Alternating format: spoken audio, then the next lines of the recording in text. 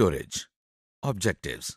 इस लेसन को करने के बाद आप जान सकेंगे कंप्यूटर स्टोरेज से क्या मुराद है, स्टोरेज की टाइप्स कौन सी हैं और आम इस्तेमाल होने वाली स्टोरेज डिवाइसेस कौन सी हैं। जैसा कि आप जान चुके हैं कि कंप्यूटर को कुछ इंफॉर्मेशन इनपुट की जाती है, फिर उस पर कुछ काम या प्रोसेस किया जाता है और फिर आउटपुट ली जाती है। इन कामों के अलावा कंप्यूटर हमें इनपुट की गई या प्रोसेस की गई इंफॉर्मेशन को महफूज करने की सहूलत भी मुहैया करता है। कंप्यूटर के अंदर इंफॉर्मेशन को महफूज करने के अमल को स्टोरेज कहते हैं। लेकिन सोचने की बात यह है कि कंप्यूटर के अंदर स्टोरेज की ज़रूरत क्यों पड़ती है। इसका सबसे बड़ा फ़ायदा यह है कि मुख्तलिफ जगहों पर पड़ी हुई मालूमात आप अपने कंप्यूटर में महफूज कर सकते हैं और ज़रूरत पड़ने पर इसे इस्तेमाल कर सकते हैं। जैसा कि हमने आपको पहले कंप्यूटर बेसिक्स के सेक्शन में बताया था कि दुनिया की मुख्तलिफ लाइब्रेरीज में पड़ी हुई इंफॉर्मेशन हम एक कंप्यूटर में मुंतकिल कर सकते हैं और बवक्त ज़रूरत उसको अपने कंप्यूटर ही से दोबारा हासिल कर सकते हैं। इसके अलावा हम कंप्यूटर की मदद से बहुत से दूसरे काम आसानी से कर सकते हैं, मसलन लेटर लिखना, कैलकुलेशंस करना, मुख्तलिफ किस्म के ग्राफ्स वगैरह बनाना। कंप्यूटर में हम ये काम स्टोरेज डिवाइसेस की मदद से न सिर्फ महफूज कर सकते हैं बल्कि इसको दोबारा इस्तेमाल भी कर सकते हैं और इसमें रद्दोबदल भी कर सकते हैं।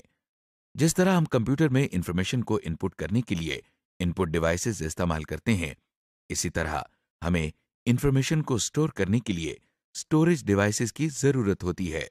स्टोरेज डिवाइसेस से मुराद वो डिवाइसेस हैं जिनकी मदद से हम कंप्यूटर में इंफॉर्मेशन स्टोर करते हैं। स्टोरेज डिवाइसेस की दो बुनियादी अक़साम हैं, प्राइमरी स्टोरेज डिवाइसेस और secondary storage devices. Primary storage devices. Primary storage devices ऐसी डिवाइसेस को कहते हैं जो कंप्यूटर के अंदर एक मखसूस हिस्से पर लगी होती हैं, जिसे मदरबोर्ड कहते हैं। इन डिवाइसेस को कंप्यूटर की मेमोरी भी कहा जाता है। ये इसी तरह है जैसे इंसान के जहन में महफूज होने वाले रोजमर्रा हालात वाक़यात को इंसान की याददाश्त या मेमोरी कहा जाता है। रोम से मुराद है रीड ओनली मेमोरी, यानी ऐसी मेमोरी जिसमें से हम स्टोर की हुई इंफॉर्मेशन सिर्फ पढ़ सकते हैं। रोम में पहले से मौजूद इंफॉर्मेशन को न ही तब्दील किया जा सकता है और न ही उसकी जगह हम कोई नई इंफॉर्मेशन स्टोर कर सकते हैं। ये बिल्कुल उसी तरह है जिस तरह अगर किसी पत्थर पर कुछ लिखा जाए तो उसे मिटाया नहीं जा सकता। रोम में स्टोर की जाने वाली इंफॉर्मेशन हमेशा इसमें स्टोर्ड रहती है और कंप्यूटर को बंद करने से भी खत्म नहीं होती है। इस वजह से इसको परमानेंट मेमोरी का नाम भी दिया जाता है। इस मेमोरी में कंप्यूटर के स्टार्ट होने के मुतालिक जरूरी इंफॉर्मेशन पड़ी होती है जो मैन्युफैक्चरिंग के वक्त इसमें डाली जाती है। अगर रोम ना हो तो कंप्यूटर स्टार्ट नहीं हो सकता। रैम। प्राइमरी स्टोरेज डिवाइसेस की दूसरी किस्म रैम है, यानी रैंडम एक्सेस मेमोरी। आइए आपको समंदर की सैर करवाएं। ये देखें, हम समंदर के किनारे रेत पर लफ्ज रेनबो लिख रहे हैं। अरे ये क्या हुआ? पानी की एक लहर ने हमारा लिखा हुआ लफ्ज मिटा दिया। इस तरह हमने देखा कि रेत पर लिखा हुआ हर लफ्ज टेम्परेरी होता है और उसे मिटाया जा सकता है और उसकी जगह कोई दूसरा लफ्ज भी लिखा जा सकता है। इसी तरह कंप्यूटर में भी टेम्परेरी स्टोरेज या मेमोरी होती है, जिसे रैम यानी रैंडम एक्सेस मेमोरी कहते हैं। यहाँ वो इंफॉर्मेशन स्टोर की जाती है जो कंप्यूटर करंटली प्रोसेस कर रहा होता है, यानी जिस इंफॉर्मेशन पर उस वक्त काम हो रहा हो। अगर आपका कंप्यूटर किसी वजह से बंद हो जाए तो रैम में पड़ी हुई इंफॉर्मेशन बिल्कुल उसी तरह गायब हो जाती है, जिस तरह रेत पर लिखा हुआ लफ्ज लहरों के आने से मिट जाता है। इसीलिए रैम को वॉलेटाइल मेमोरी भी कहा जाता है। जब भी आप कंप्यूटर में कोई काम करते हैं, चाहे वो इनपुट, आउटपुट या प्रोसेसिंग हो, तो वो सबसे पहले इसी मेमोरी में स्टोर होती है। रैम में आप न सिर्फ स्टोर की हुई इंफॉर्मेशन पढ़ सकते हैं बल्कि इसमें नई इंफॉर्मेशन को स्टोर भी कर सकते हैं और पहले से मौजूद इंफॉर्मेशन को मॉडिफाई या डिलीट भी कर सकते हैं। आगे चलने से पहले थोड़ी सी बात करते हैं मेमोरी के साइज पे, यानी मेमोरी या स्टोरेज को किस तरह मापते हैं। जिस तरह हर चीज को मापने के लिए एक यूनिट होता है, मसलन आप दूध लेते हैं तो लीटर में मापते हैं, फल खरीदते हैं तो किलो के हिसाब से, और पेंसिल खरीदते हैं तो दर्जन के हिसाब से वगैरह। इसी तरह कंप्यूटर में कोई टेक्स्ट को स्टोर करने के लिए हम जो यूनिट इस्तेमाल करते हैं वो बाइट है। आइए देखते हैं कि एक बाइट क्या है। मसलन अगर आप लिखते हैं पाकिस्तान, तो आप इस एक वर्ड में 8 हुरूफ यानी कैरेक्टर लिख रहे हैं। हर कैरेक्टर को स्टोर करने के लिए जितनी जगह दरकार है उसे हम एक बाइट कहते हैं। तो यूं समझें कि जितनी बाइट्स हैं उतने कैरेक्टर आप स्टोर कर सकते हैं। बाइट एक छोटा यूनिट है, जैसे ग्राम। 1000 ग्राम मिलकर 1 किलोग्राम बनाते हैं। इसी तरह तकरीबन 1000 बाइट्स मिलकर 1 किलोबाइट बनाती हैं, जिसे हम 1 किलोबाइट लिखते हैं। इसी तरह 1000 किलोबाइट्स मिलकर 1 मेगाबाइट होता है और 1000 मेगाबाइट्स मिलकर 1 गीगाबाइट बनाती है। आजकल मार्केट में 4 GB और 8 GB की रैम आसानी से दस्तयाब है। Secondary storage devices. Primary storage devices की तरह सेकेंडरी स्टोरेज डिवाइसेस भी डेटा और इंफॉर्मेशन स्टोर करने के लिए इस्तेमाल होती है। आइए देखते हैं कि प्राइमरी स्टोरेज डिवाइसेस के होते हुए कंप्यूटर में सेकेंडरी स्टोरेज डिवाइसेस की क्या जरूरत है। आप जानते हैं कि प्राइमरी स्टोरेज डिवाइसेस में रैम के अंदर इंफॉर्मेशन सिर्फ आर्जी तौर पर महफूज होती है और कंप्यूटर की पावर ऑफ होने पर इसमें स्टोर की हुई इंफॉर्मेशन ज़ाय हो जाती है। इसी तरह रोम के अंदर अगर हम चाहें भी तो इंफॉर्मेशन स्टोर कर ही नहीं सकते। इसलिए हमें ऐसे स्टोरेज डिवाइस की ज़रूरत है जहां हम खुद इंफॉर्मेशन को इस तरह स्टोर कर सकें कि कंप्यूटर के बंद होने के बावजूद इंफॉर्मेशन महफूज रहे। इस तरह सेकेंडरी स्टोरेज डिवाइसेस को मुतारफ कराने की ज़रूरत सामने आई। ये वो स्टोरेज एरिया है जिसमें प्राइमरी स्टोरेज के मुकाबले में ज़्यादा डेटा स्टोर किया जा सकता है।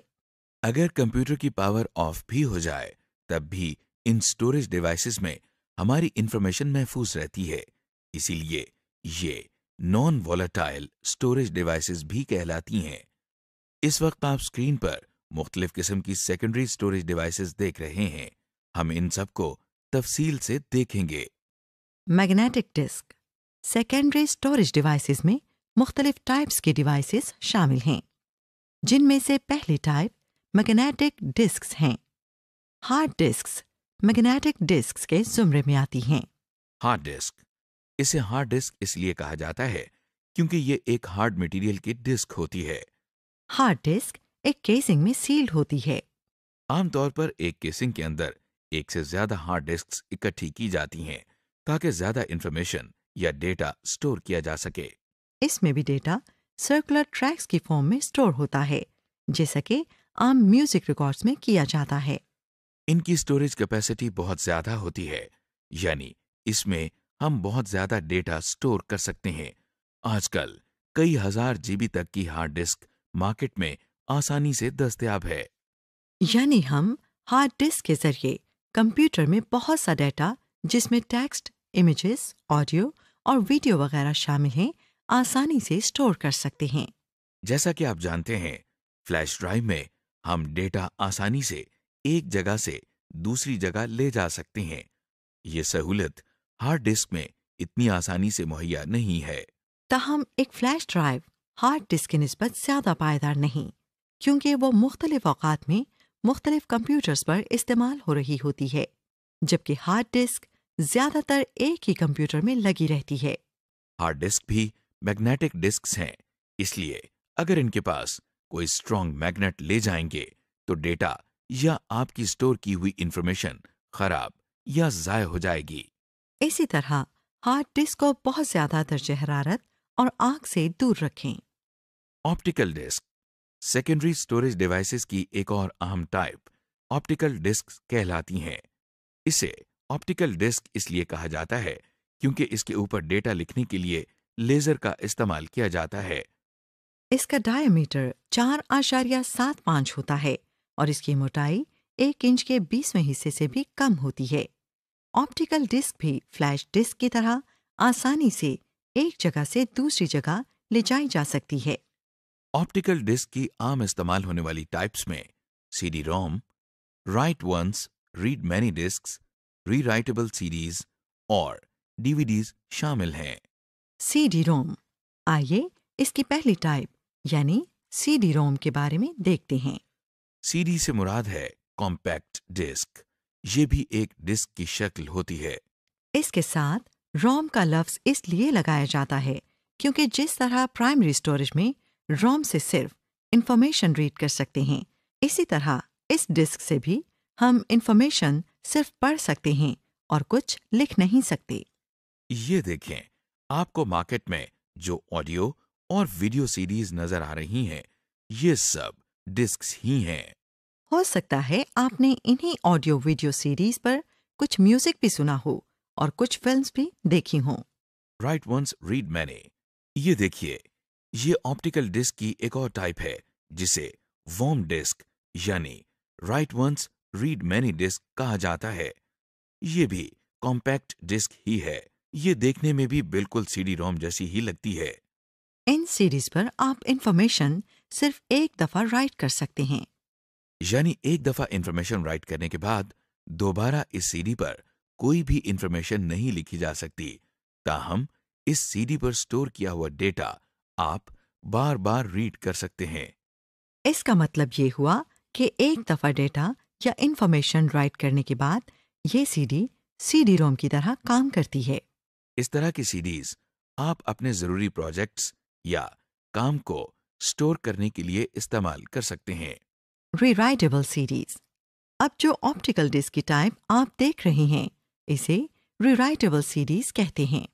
जैसा कि नाम से जाहिर है, ये वो सीडीज हैं जिन पर हार्ड डिस्क की तरह न सिर्फ डेटा राइट कर सकते हैं बल्कि इसे चेंज या रिमूव भी किया जा सकता है। यानी आप इन सीरीज पर बार बार इंफॉर्मेशन या डेटा राइट और रीड दोनों कर सकते हैं। एडवांटेजेस। आमतौर पर सीडी रोम, वॉर्म डिस्क और रीराइटेबल सीडीज पर 650 MB से लेकर 800 MB तक का डेटा स्टोर किया जा सकता है। इनकी मदद से हम ज्यादा डेटा एक जगह से दूसरी जगह आसानी से ट्रांसफर कर सकते हैं। इन सीडीज को इस्तेमाल करते हुए खास ख्याल रखें कि इन पर स्क्रैचेस न पड़ें ताकि आपका डेटा जाया ना हो। रोजमर्रा जिंदगी में बहुत सा ऐसा डेटा होता है जो एक सीडी पर पूरा नहीं आता, मसलन मूवीज, सॉन्ग्स वगैरह। खुशकिस्मती से हमारे पास डीवीडी मौजूद हैं। डीवीडी से मुराद डिजिटल वर्सेटाइल डिस्क है। आपको ये जानकर हैरत होगी कि डीवीडीज के इजाद करने का मकसद वीडियो को स्टोर करना था। इसीलिए पहले इसको डिजिटल वीडियो डिस्क कहा जाता था। ताहम इसके बनाने वालों ने इसका नाम डिजिटल वर्सटाइल डिस्क इसलिए रख दिया क्योंकि इसमें न सिर्फ वीडियो बल्कि टेक्स्ट और ग्राफिक भी स्टोर की जा सकती हैं। ये लगती तो आम सीडीज की तरह है, मगर इनकी स्टोरेज कैपेसिटी आम सीडीज के मुकाबले में कई गुना ज्यादा होती है। डीवीडीज की दो अकसाम होती हैं। एक को डीवीडी रोम कहते हैं और दूसरे को डीवीडी रैम कहते हैं। डीवीडी रोम भी सीडी रोम की तरह काम करती है, यानी इस पर से इंफॉर्मेशन सिर्फ रीड की जा सकती है। इसे मॉडिफाई या रिमूव नहीं किया जा सकता। मसलन किसी डीवीडी रोम पर स्टोर की हुई मूवी आप देख तो सकते हैं, मगर किसी नई मूवी को इस डीवीडी में स्टोर नहीं कर सकते। डीवीडी रैम रीराइटेबल सीडीज की तरह काम करती हैं। यानी इनमें आप न सिर्फ डेटा रीड कर सकते हैं, बल्कि इसमें आप नया डेटा या इंफॉर्मेशन स्टोर भी कर सकते और पहले से मौजूद डेटा रिमूव भी कर सकते हैं। आमतौर पर एक डीवीडी पर 4.7 GB की इंफॉर्मेशन स्टोर की जा सकती है। डीवीडीज भी सीडीज की तरह आसानी से एक जगह से दूसरी जगह ले जाई जा सकती हैं। Other devices. मैग्नेटिक डिस्क्स और ऑप्टिकल डिस्क्स के अलावा और भी स्टोरेज डिवाइसेस मौजूद हैं। ये एक अहम स्टोरेज डिवाइस है जिसे मैग्नेटिक टेप कहा जाता है। ये देखिए, ये एक आम ऑडियो कैसेट जैसी ही है। मैग्नेटिक टेप पर डेटा एक लाइन में इस तरह पड़ा होता है कि जो डेटा पहले स्टोर किया होता है वो पहले पढ़ा जाता है और जो डेटा बाद में स्टोर किया जाता है वो बाद में पढ़ा जाता है।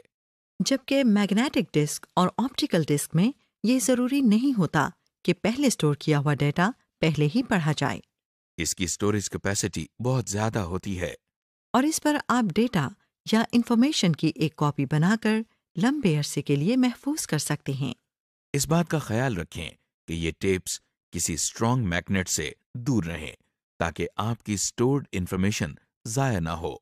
समरी: इस लेसन में हमने मुख्तलिफ स्टोरेज डिवाइसेस के बारे में मालूमात हासिल की। मसलन रैम, रोम, मैग्नेटिक डिस्क यानी hard disk, flash disk, optical disc यानी सीडीज, डीवीडीज, कुछ और स्टोरेज डिवाइसेस वगैरह।